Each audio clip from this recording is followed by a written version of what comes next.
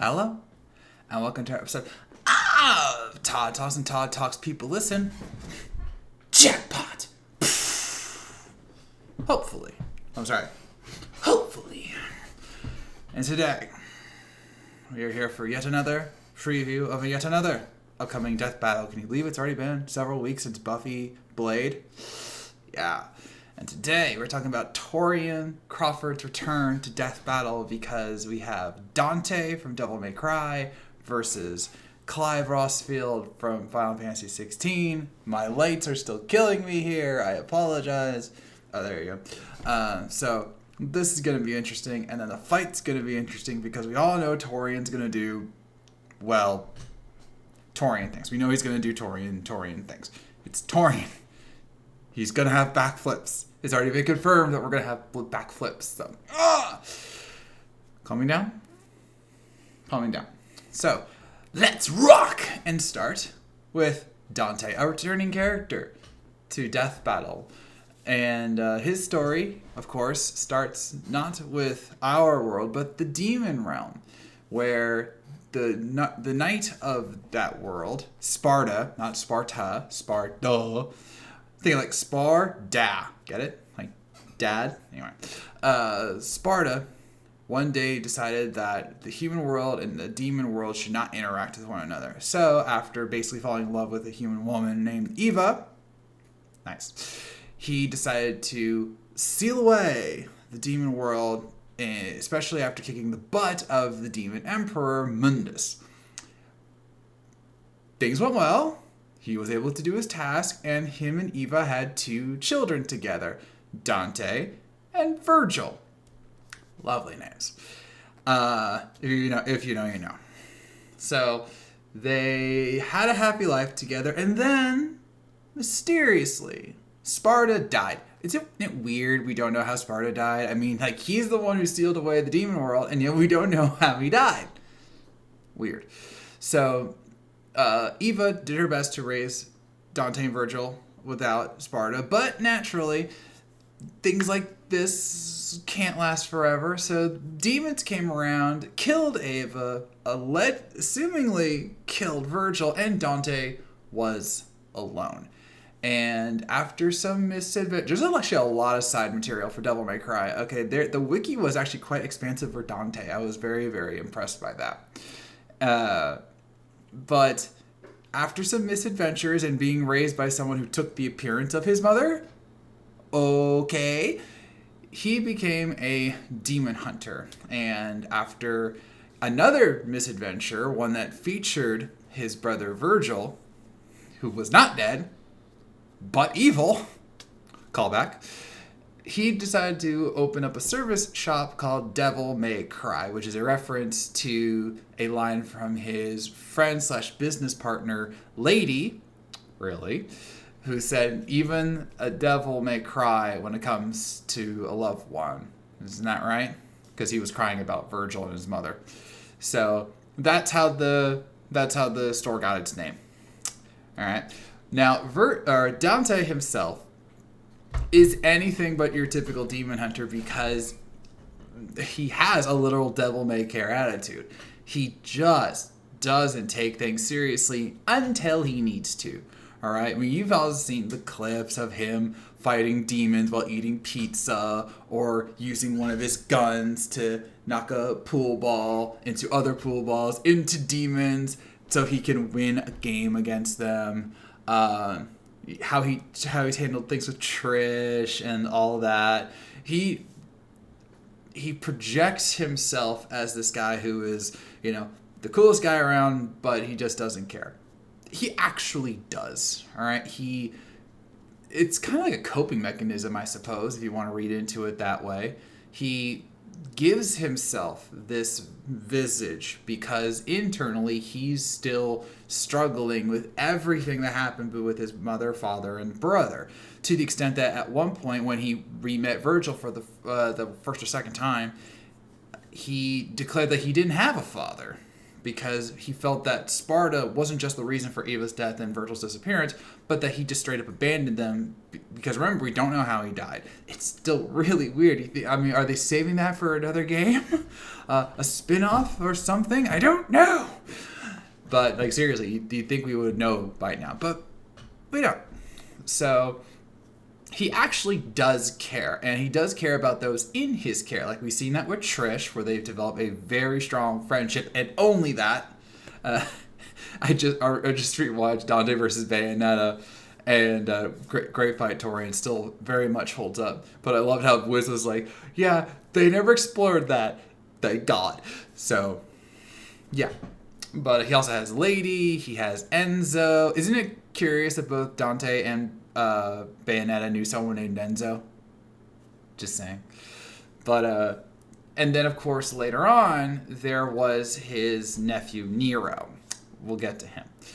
But over his journey across, 5 official games, we're not talking about the reboot, the mangas, there were novels, there were CDs, and then there were 2 different animes, including the recent one on Netflix. Don't get me started on the timeline, because 3 is 1, then it's 1, 2, 4, 5, not including all the side stuff, which helped flesh out the origin even more. So, yeah. Across his journey, Dante has had to fight demons, human demons, like demon says humans and humans turn into demons. He's had to fight humans trying to use demon technology to wipe out demons, and then of course that all backfires, because of course it does. He's had to fight demon lords. He's fought Mundus. He has fought Agrosax, and then in Devil May Cry 5, Nero V fought Urizen, who was the new demon king, and stated to have more power than Mundus and Sparta, due to I can't remember how you say the Quillsoth tree or something like that. But yeah, he's had to fight a lot, and because of that, he's had to have numerous weapons to help him. His main sword originally was Rebellion, a gift from his dad, and then his twin pistols, Ebony and Ivory. He also had numerous weapons called Devil Arms that he got from various entities and demons that he defeated over the years. And then, of course, there's the lovely little briefcase called Pandora, which is 666 weapons all in one. Variety. So this is he's able to do all sorts of damage to enemies no matter what he needs. If he needs to kill them with blades, he can do that. If he needs to, beat them down with gauntlets that are supercharged and superpowered, he can do that. If he needs guns aplenty, he has that. He just needs to know what and he even has a hat that lets him, transform and do things. He's got an electric guitar. He's got the Lucifer backpack, which is what he used to defeat Bayonetta. And that's still not the full extent of his power, because he has not 1 but 2 forms of the Devil Trigger. Okay, let's talk about styles. Styles are the special transformations he got, where he can do things like Doppelganger, where he can create a perfect clone of himself. He can, he has, Quicksilver, which stops time, slows down time, not stops, slows down time. He can, teleport, though it's actually debatable whether that's actually a teleport, but I don't want to go into it.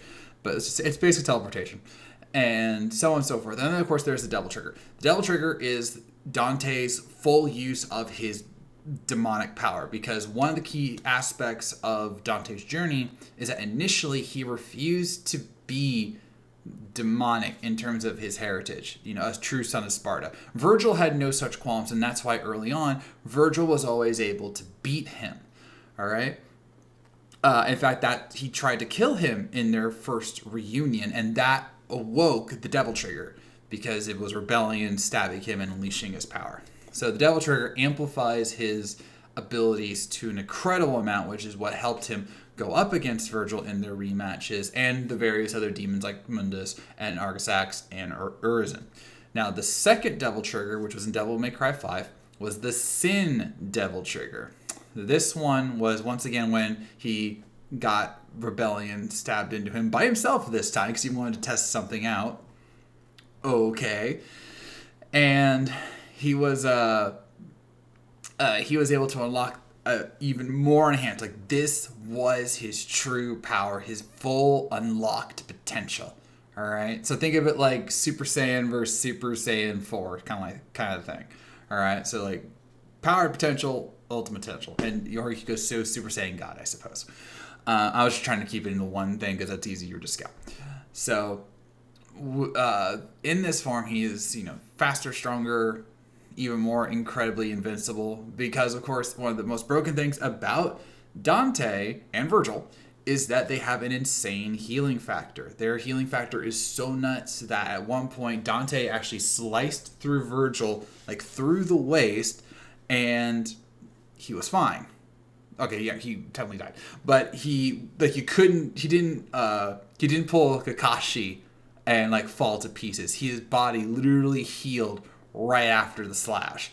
And Dante is no different. He's been impaled numerous times, recovered quickly, been shot through the chest, recovered quickly, shot through the head, either caught the bullet with his teeth or recovered quickly. He just has that level of regeneration. It is absolutely insane. And because of that, he is incredibly hard to put down. He's not invincible. In both gameplay and in story, he is not invincible, which was proven manifold in Devil May Cry 5 via Urizen, because his power, again, was stated to be above Mundus and above Sparta. And Sparta was strong enough through various things to not just beat Mundus, but to seal away the demon world through a long process, which involved a human sacrifice. But Urizen was stated in Nico's notes, one of the characters in the game, Nico's notes, to have power beyond reckoning. And thus, that was why in a base form, Urizen was able to not just beat Nero, again Dante's nephew, but Dante. He put Dante into a coma at one point, and only after unlocking the full power of Sin Devil Trigger was he able to fight him to a standstill, and then eventually, with the help of Nero and Virgil, able to defeat him. So that was pretty impressive. And then, after all of that, after all the madness and all the nonsense with his brother Virgil, who of course he's fought numerous times, the two brothers decided, hey, let's just go to the demon world and make sure they don't do anything to the human world ever again. They left Nero behind and say, hey, you're the human protector world now. Let's go and do this. So they jump into the demon world knowing they're going to be locked away, and they just start fighting hordes of demons left and right because they can. And in the meantime, they keep fighting each other until the demons interrupt their fight. Family, man. All right. We now head to the realm of Valisthea. Apologies if I said that wrong. Where magic is all around, for better and for worse. And there are 8 entities known as icons that inhabit humans known as dominants. All right.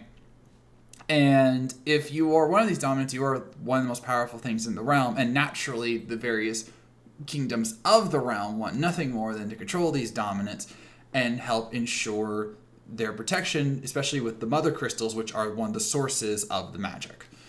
Enter Clive Rosfield, the first prince of Rosaria, and the guy who was determined to be the dominant for. Can we just say like a dominant usually refers to something else, a very different kind of relationship? I just want to note I learned about BDSM from CSI. Gil Grissom, what are you doing, man? If you know, you know. Anyway, so naturally, Clive was trained to be a worthy host for the Phoenix Dominant, the one that was tied to the Kingdom of Rosaria. And ironically and unexpectedly, the Phoenix rejected him. Phoenixes have that habit, isn't that right, Jean Grey? The Phoenix decided to go to his brother Joshua instead, which was curious because he was far more sickly than Clive. And while Clive was fine with this, and Josh was nervous about this, it seemed like the person most angry about it was their mother, Annabella. But Clive didn't care, he was just like, I'm here to protect Joshua, so I am going to become his shield, the first shield of Rosaria. So what started as a journey just to get stronger, including having a blessing from Joshua to try and keep things at bay, it soon became a case of something far more going on, including when Annabella just straight up betrayed them all. Oops. So thus, the kingdom of Rosaria fell when the king died, Joshua went full Phoenix, then all of a sudden Clive released his own icon, Ifrit. Joy. So Phoenix and Ifrit clashed, Rosaria burned, a lot of people died, but of course Annabella lived, because of course she did. Look, I'm not saying she's as bad as Circe, but it's close. Okay, Circe was actually far worse, but like, Annabella's pretty bad. All right, I haven't played the game, but I've seen the cutscenes. It's just like Clive going off on her for what she did. I'm just like, yeah, go get him. Anyway, so Clive survived. Joshua was presumed dead, and Annabella rewarded Clive's survival by basically imprisoning him, going to another kingdom where she shacked up with that king and had a kid named Olivier. We'll get to him. And Clive spent the next 13 years desiring revenge against Ifrit, who he didn't know what was within him, and trying to figure out who killed Joshua. Eventually, he figured out, oh, wait a minute, I was Ifrit the whole time. Dun, dun, dun. And, sorry. And realized that he should be the ones to die. Because unlike Dante, who was, again, devil may care, Clive's emo. Like, he might not have started out that way, but Clive is emo AF, all right? He's like, I deserve to die. This is my fault. Everything is my fault. You know, I have a monster within me. He's depressed. Like, there's a reason why, regardless of your feelings about Final Fantasy 16 as a game and like how they changed things with the action-based system and all that, Ben Starr gave a riveting performance as Clive Rosfield, you know, with the rage and the pain of his existence. You know, he's so 90s, you know, he's 90s in the 2020s, that kind of thing. You know, questioning the point of his existence. But thankfully, through some introspection with both Ifrit and with others around him, including his love, Jill, who was, kid you not, a kidnapped daughter of another kingdom. Game of Thrones, baby. Sid, because every Final Fantasy has to have a Sid, a nice dog, and some other allies along the way, he realized that I may be a problem, but I can use my power and use my pain for good, especially when, surprise, Joshua's alive. Because he's a phoenix. Duh. That one should have been obvious. But with them together, they decided that they needed to go on a mission to destroy what is really the problem in this world, which is not the icons, but the mega crystals. These were the, let's just call them collectors of aether energy, which is the source of magic in the world. And because certain people can use magic without crystals, they were oppressed. And magic was just, what's the right way of saying this? The worst kind of crutch. Because some people were using the crutch to stay alive and to do cool things, and others were using the crutch to beat other people with it because it's like, how dare you have that crutch? So, yeah, not the best world to live in. So Clive and his allies went on a mission to go and destroy the mega crystals, collect fight the other icons that were out there, and bring peace to the land. Even if they didn't exactly want the same thing in terms of what peace meant, but hey, that's medieval fantasy style storytelling for you. No one ever agrees on what the world should be. And going back to the icons, this was where Clive really comes into he's Dante territory, because Clive could absorb the icons willingly or unwillingly. Oops.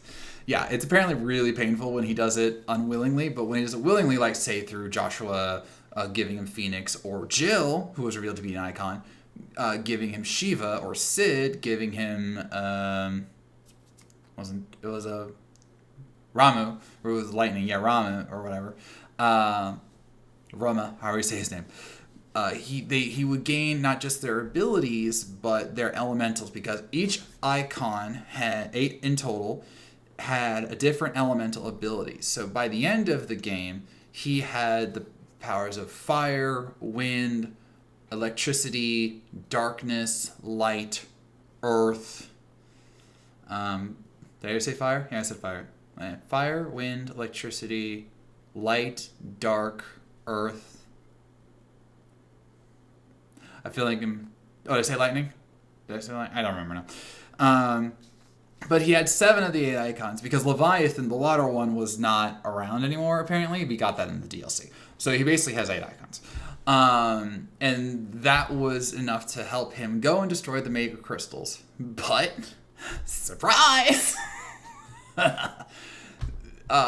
Doing this was actually kind of a bad idea, but also a good idea, because it turns out all of humanity was an experiment. I'm going to try and boil this down a lot here, so bear with me. I mean, I'm only going off of a wiki, but in the realm that Final Fantasy 16 was in, there was a superior race from time immemorial that they had a really long name, but shortened was Ultima. They were a species that they were the ones that created magic, and they wanted to basically ascend to another level, but they knew that their own bodies could not do so. So they basically created humanity so that they could create something known as the mythos, or the being that would be able to channel all of their powers together and become a god, a true god. All right, they're specifically said to be godlike in their power sets and their abilities, hence why they could create magic, but they weren't strong enough to do it on their own. And eventually, one of them, named Ultima, helped speed things up a little bit, including during Clive's time on his journey. He increasingly used illusions, things like Sephiroth, to make Clive think that something was his idea when it really wasn't, and all that. And even when his body was destroyed, Ultima's soul kept going. Joshua even tried to seal part of Ultima's soul in himself so he could keep him at bay. It didn't work. And the point was that they had to find that mythical vessel to channel all their power to achieve their next level of ascension. You want to guess who the vessel was? It was Clive the whole time. And thus, Ultima did everything he could to try and get Clive to submit to him. And basically let him possess his body so that the ritual could continue. Thankfully, Clive, via his friends and brother, was able to resist and eventually took on Ultima at Origin, which was a massive mega crystal that contained a separate dimension known as Nexus. And it was here that magic was born. All right, it was literally the source of all magic in the realm. And because of Ultima's power, even 3 icon users, which included Joshua, Clive, not fully powered, but still, and another one, could not defeat Ultima on his own. One of them even sacrificed, the third guy, whose name escapes me, sorry, sacrificed himself to try to defeat Ultima, and it didn't work. And then when Clive got the full Phoenix power, Ifrit transformed into Ifrit Arisen and gained a new level of power, and it was there that we had the final battle with Ultima. And eventually, and thankfully, Clive won. And with that came arguably the biggest twist of all. He absorbed Ultima into him, which Ultima thought would kill him because he was getting the power of a god inside him alongside all the icons. Instead, Clive just used that power to completely destroy the dimension of Nexus, wiping out all magic in the realm so that everything could go back to a truly even keel. There would be no prejudice, and things could be peaceful once again. Then there was DLC, where it wasn't exactly that simple, and so Clive, Joshua, and Jill had to go and fix that, gain another icon, and so on and so forth. But Clive went from like the most emo guy ever to telling an ultimate being, hey, you're the one who's screwed because you've got no one. I've got everyone backing me up. I know that life is worth living as long as it's done the right way. So that's a character arc, ladies and gentlemen. So, but don't worry, he shouts quite a bit.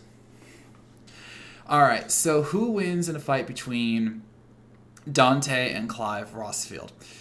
This is fascinating for various reasons, not just because of Devil May Cry 5, which obviously gave Dante a huge power boost, but because it's actually hard to determine how tough Clive is. And here's why I say that. Because of the nature of the... Wow, I really hate this lights. Because of the nature of the game and the fact that Clive only has one game, we're not counting Tekken, obviously. That would be a whole different scaling level. I mean, if you wanted to. I'm sure they'll reference it in the death battle. But no.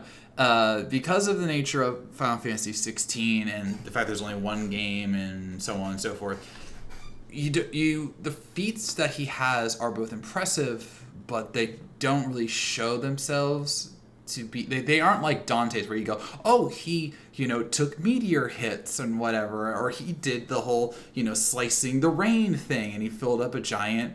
He killed a rainstorm, basically. I should have looked up the Virgil video because I know they did the calculation on that. But like he's massively fast. It's not stated he's light speed, but you could argue it, especially with feats of like Urizen in Devil May Cry 5. With Clive, you have the same problem. Like, well, how fast is he? He has power of light. He even shoots lasers and various other light beams and light bombs at enemies. So you could argue that he is light speed because he's controlling light, and there are beings in that game that could potentially dodge the attacks. But that's not really... It's hard to lock down. So, again, how do you figure out who wins? It's easy to think that Dante wins because undoubtedly he has better versatility. Between his styles, the devil triggers, and all of his weapons, he has far more than Clive, who obviously is grounded in the magics he has and the icons. Now, he's got plenty of those. Again, he's technically got all 8 icons now, and his magics are impressive, including, of course, teleportation. He has a fire, was it Rising Flames attack or something like that, where he actually burns enemies while healing himself. He has, because of having the Phoenix within him and other icons, he can do full-on limb regeneration. He lost an arm and he got it back pretty quickly. He has numerous offensive and defensive counters. Like, it's impressive how many of his moves are specifically, I block you and then I counterattack you, including with Titan, which was the Earth icon. So he's got that. I would arguably say that in terms of counters, Clive has the win because many of his attacks are specifically stated to counter others. And even though there's some debate about the preview, he has 2 different time slowdowns or stops versus Dante's 1 with Quicksilver. But then you got the thing about Dante's regeneration. It's so broken. And while Clive has power over the elements, Dante's tanked elemental attacks, including burns and electrical attacks and whatever. The catch has always been the people who are doing these attacks are of a lower skill level and power level than Dante. Every time he's faced a similar foe, like, say, Virgil or even Mundus and Urizen, he's had trouble, and he's had to power up, like with the second Devil Trigger, to win. And then so it's basically, by what many people think, it's a question about Sin Devil Trigger versus Ifrit Urizen. So who wins in that fight? And so I thought, what if we looked at not those characters, but the bosses they defeated? Let's look at Urizen versus Ultima. And this is where things get interesting, because as noted, Urizen, according to Nico's notes, had power beyond reckoning. I'm just taking the quote from the wiki. And it took, a combined spree of Dante, Instant, Devil Trigger, and Nero and Virgil to take him down, based on what I read. So that is impressive. But Ultima was taken down by Clive alone, and he took him to another dimension to do this. Or, sorry, Ultima took Clive to another dimension for this fight. And then he put Ultima's power into his own. So even though it wasn't like a permanent power boost in the traditional sense, he did have DLC, so he obviously was able to fight with the icons after. He had that power within him and then used it to destroy the dimension that the magic was emanating from. So you could argue that Clive was able to destroy a full-on dimension with his power, with the icon's power. We've never seen anything like that with Dante. And even with the power of Urizen, which was enough to shake, really threaten the world as a whole, he didn't show that level of power, at least not that I saw. And remember the tease at the end of the Clive preview? I looked that up. And the combat director for Final Fantasy XVI was indeed the one who worked at Capcom for 20 years and worked on Devil May Cry. And he thinks that Clive would win. So, to honor that combat director and to have a little fun and to finally have a Final Fantasy character outside of 7 win a death battle, or even just be in a death battle, I'm going to go with Clive Rosfield. If I lose, I don't mind. This is one battle which was this is one I don't have a horse in the race, so I'm just like, I can be fine just having a little fun and picking Clive. So yes, I'm picking Clive Rosfield to beat Dante. And with that, I'm ending this episode of Todd Talk. Who do you think is going to win in the death battle to come next week? Do you think it will be Clive winning it for Final Fantasy? Or do you think Dante is going to go 2-0? Let me know in the comments below. So, I thank you for watching. If you made this far, I know you were listening, and I'll see you around.